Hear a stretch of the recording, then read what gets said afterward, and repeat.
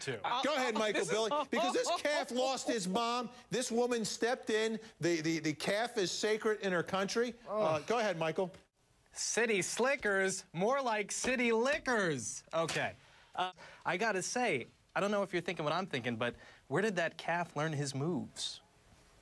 Here, Lauren Lake. Oh, my gosh. Lauren Lake gets seasick, so I'm not going on a cruise. But would you go on another one after experiencing that? I just came back from a cruise to the Bahamas, and let me tell you, as a cruise enthusiast, this is the scariest thing ever, okay? With all the technology out there, how did they not see this wave coming? I watch Whale Wars, okay? And apparently they know when a storm's coming. So how come these guys can't? Hey, I know you don't play much golf, but it's a one-stroke penalty if you hit it in the water. How many stroke penalty if you set a 25-acre fire? I don't know how many strokes it takes to start a fire, but this is why I don't play sports. It's dangerous. This is a lesson that we need to replace golf with miniature golf. Nobody gets hurt in a windmill accident. Cubic zirconia! Hello? We're fake ones. Nobody buys real anymore. Even Barbara Walters has admitted to not wearing real diamonds. My Mercedes is really just a Toyota with a Mercedes emblem at the end of it. Look at that. Michael Billy, have you ever been tempted to do anything quite like this? I've got to say, my first thought is, thank God it wasn't a dog. That would have been serious. I'm tired of bad parents and kids misbehaving, being treated like they're disabled, like special treatment, you know, because of their misbehaving and bad parenting. It drives me insane. How many children do you have, Michael? Exactly, I'm with you, Ralphie. 25%. How many children you have, Michael? Janelle, what do you think? Zero. Janelle. Is this sign of Michael? Do you interpret that as being biased, as being hateful? The motivation for this crime is because his roommate is gay? Without any prior knowledge to this kid's actions, just from that statement alone, no. I have to say no.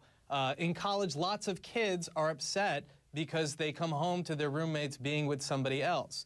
I think it's really important that while we don't know if this is hate crime motivated, it's important not to call for these kids to be strung up on a post. Okay, we're not going to do that, but how about this, Michael? Put us in the shoes of someone who has been harassed, someone who, as a teenager, feels like they're being bullied and kind of pushed around a little bit because they are, in fact, gay.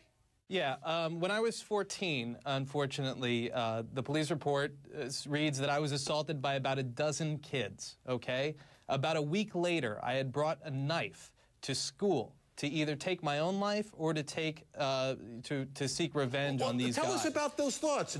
Tell us about those thoughts about taking your own life because of what someone else has done to you.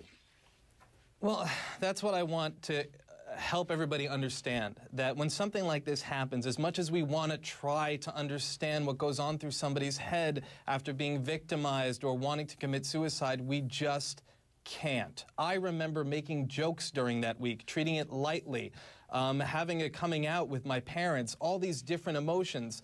And yet, that one day, that one fateful night where I could have made a decision that could have landed me in prison for the rest of my life, certain things are running through my head.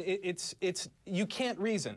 I can't explain it to you. I just can't. It's like if I were to say to you, how would you react if your mother, if your mother dies? You just don't know till it happens. Well, yeah, I think that's a really important thing to bring out because here's the thing. There's a lot of anger, there's a lot of frustration, there's a big blame game that people want to play when a tragic suicide like this happens. But while we don't know for a fact if this is hate motivated, again, it's really irresponsible to say that these two kids were in fact that these two kids were homophobic in any way. If we want to take that energy, that anger, that passion, and put it towards something, put it towards lawmakers, put it towards schools and our school system who can have programs implemented that would prevent this type of thing from happening. And I think part of the prevention starts from a public discussion about the whole thing. Michael Billy, Janelle Weinstein, great to have you on the program. Great to see you.